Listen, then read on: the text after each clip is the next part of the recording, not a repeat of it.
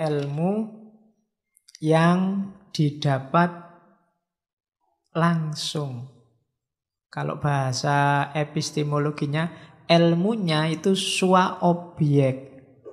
Ya cirinya sama kayak tadi. Tidak ada perantara antara yang tahu dan objek yang diketahui. Takut yang saya alami itu kan, untuk tahu takut saya harus menengok diriku sendiri, tidak keluar.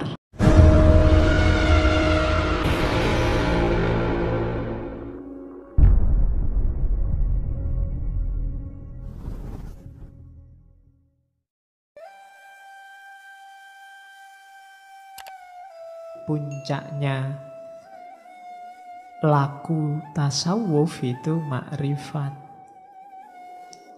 Nah, ada lagi kasyaf.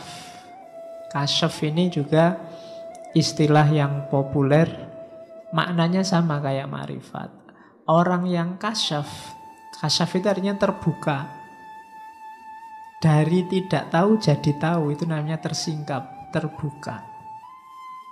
Terbuka semua sekarang, itu namanya kasyaf. Jadi arahnya tetap sama pada ketuhanan. Orang yang kasyaf ini kondisi keterbukaannya, isinya makrifat, pengetahuan. Orangnya namanya arif. Jadi itu namanya kasyaf, terungkap. Ya, manusia itu hari ini beruntung Allah tidak mengungkap kita. Bahkan kita disuruh untuk mengungkap Allah, itu kasyaf. Karena kalau kita diungkap semua, mungkin manusia sedunia itu isinya jelek semua. Jadi manusia itu kan ada yang baik, ada yang buruk, itu bukan karena perilakunya, tapi antara disembunyikan oleh Allah kejelekannya atau dibukakan oleh Allah kejelekannya. Kalau Allah mau dibukakan semua, seandainya kalian ngaku semua salahmu apa, jelekmu apa ditulis, itu hari ini langsung terbit berapa ratus halaman itu kesalahan dan kejelekanmu. Cuma Allah menyembunyikan, jadi kelihatannya seolah-olah ada jarak. Ini orang baik, ini orang jelek. Tapi kalau Allah dibuka semua, ya mungkin semua orang jelek. Kita sama saja sebenarnya. Meskipun saya di sini, kamu di sana, kalau kamu ngerti jelekku, jangan-jangan lebih jelek daripada kalian. Kalau kalian ngerti, cuma kalian kan tidak ngerti. Oke, itu kasyaf, terbuka. Cuma ini kasyafnya tidak tentang manusia, tapi tentang Allah. Dan kalau tentang Allah kasyaf kita, man arofa nafsahu arofa robbahu. Pengetahuan kita tentang Allah, otomatis kita kenal tentang manusia, kita arif tentang manusia, dan juga arif tentang alam semesta, karena manusia adalah mikrokosmos. Itu kasyaf, tentang hakikat. Bukan berarti tentang, kalau saya ngomong tentang alam semesta, tentang manusia itu terus ngerti semua orang namanya siapa, tidak begitu. Ngerti hakikatnya hidup, hakikatnya realitas. Itu yang membuat orang tidak tertipu lagi sama dunia, karena ngerti levelnya dunia. Sama kayak kalian ya, ketika jatuh cinta sama seseorang, itu kan dianggap orang ini baik semua, terus putus, terus tahu jeleknya, itu kan nilainya langsung jatuh. Sudah tidak mau sama sekali, pokoknya ketemu aja ndak, ketemu melengos, menyapa ada ndak. Nah, orang-orang ini ketika dibukakan rahasianya realitas, rahasianya alam semesta, juga begitu sama dunia. Ternyata serendah itu dunia. Kenapa selama ini aku jatuh cinta sama dunia? Sama kayak kamu sama, oh ternyata engkau serendah itu. Menyesal aku jatuh cinta padamu kemarin, kan?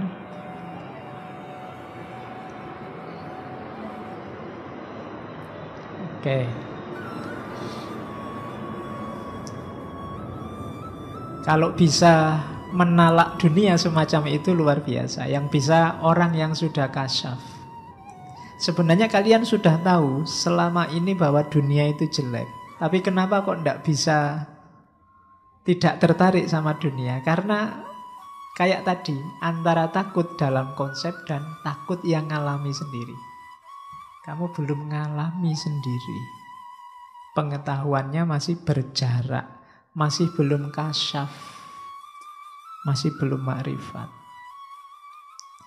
Yang sedang nyalon jadi gubernur, jadi bupati, seolah-olah terus kalau sudah jadi gubernur, jadi bupati, sudah luar biasa. Padahal itu ya dunia. Kuliahmu, ijazah itu ya dunia. Pekerjaan ya dunia. Jadi jangan terlalu jatuh cinta ke sana. Pahami hakikatnya dunia. Gnosis, ya ini istilah filsafat, istilah Yunani Romawi. Konotasinya sama. Pengetahuan suci, pengetahuan sakral, makrifat, saintia sakra minggu lalu. Istilahnya gnosis. Fatih, keterbukaan. Mirip kayak kasyaf. Terbuka. Zauk ini rasa. Karena dia kayak tadi ya, takut yang dikonsep dan takut yang dirasa. Jadi pengetahuan yang sifatnya zaukiyah. Pengetahuan rasa. Kadang-kadang pakai istilah basiroh, pengetahuan batin. Kadang-kadang pakai istilah musyahadah, kesaksian. Orang yang menyaksikan itu musyahadah. Ada yang pakai istilah huduri. Ada tulisan yang populer sekali sejak zaman saya mahasiswa. Sudah dicetak berulang-ulang, judulnya ilmu huduri. Ya, ilmu huduri ini epistemologi zauk, epistemologi rasa, epistemologinya irfan. Saya jelaskan sedikit. Jadi ilmu huduri itu ilmu yang didapat langsung. Kalau bahasa epistemologinya, ilmunya itu sua objek.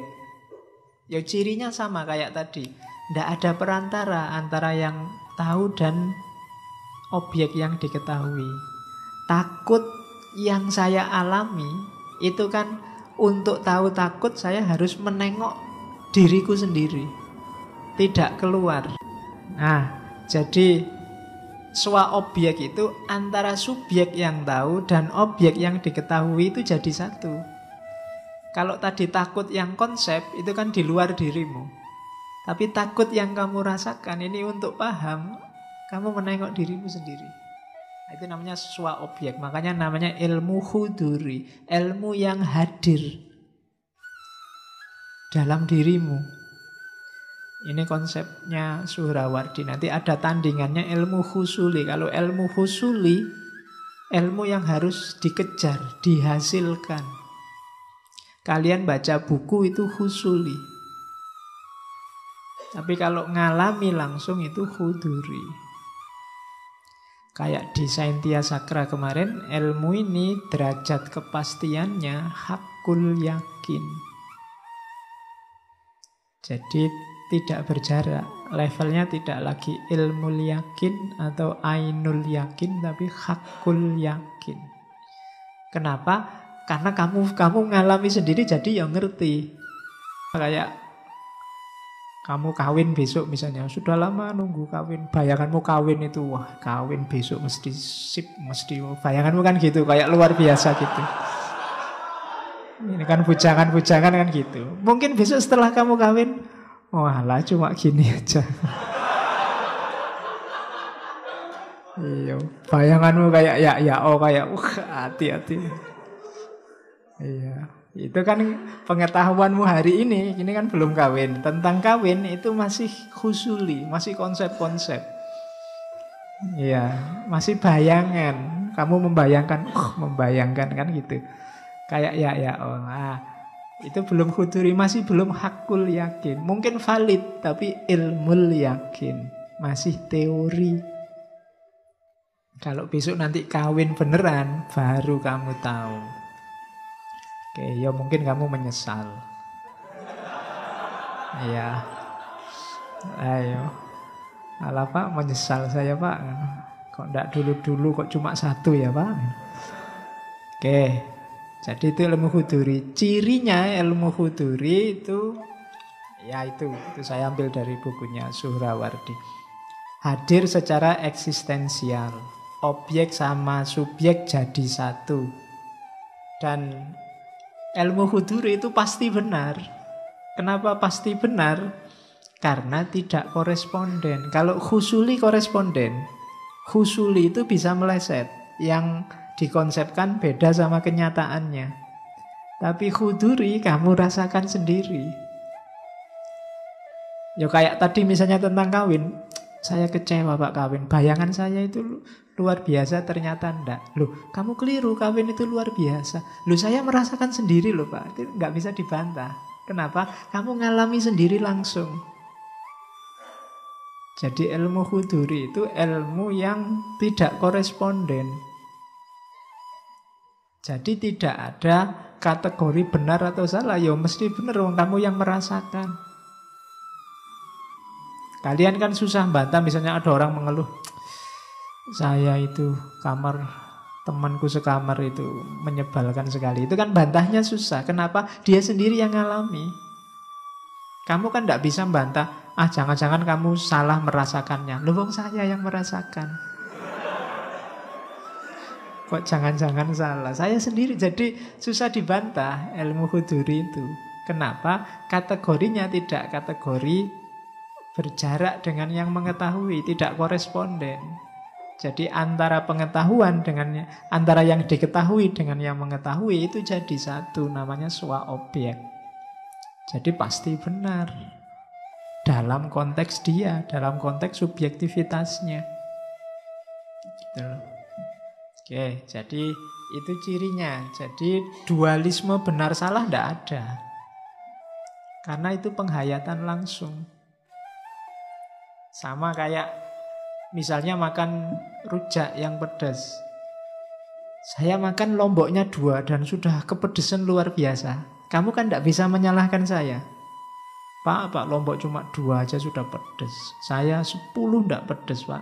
Loh iya, kamu benar dengan 10-mu. Aku benar dengan 2-ku. Sesuai penghayatanku. Orang tidak bisa bantah, Bapak salah loh kalau bilang 2 itu pedes. Loh, wong saya yang merasakan dan pedes kok. Kan kalian tidak bisa bantah. Jadi itu jenis ilmu huduri. Nanti arahnya memang ke pengalaman ketuhanan yang sifatnya personal. Jadi Tuhan itu kan dialami. Kalau sudah dialami, bantahnya susah. Makanya di antara argumen pembuktian Tuhan, salah satu yang agak susah dibantah itu argumen from religious experience. Dari ranah pengalaman keagamaan. Kalau cuma pakai argumen sebab akibat, argumen penyebab pertama, argumen desain alam semesta, itu masih bisa dibantah. Tapi kalau orang sudah ngomong, saya ngalami sendiri betapa maha kuasanya Tuhan. Saya yang sudah terancam DO.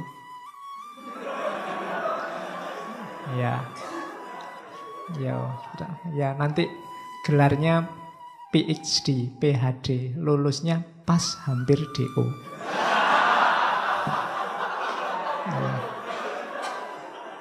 Jadi meskipun S1 gelarnya PhD.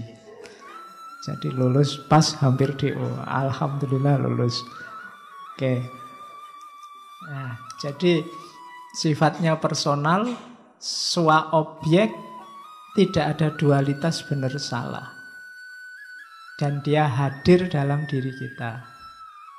Itulah ilmu huduri. Ilmu menerjemahkannya umum. Bukan sains kalau barat, tapi mungkin lebih dekat ke knowledge, pengetahuan. Ya.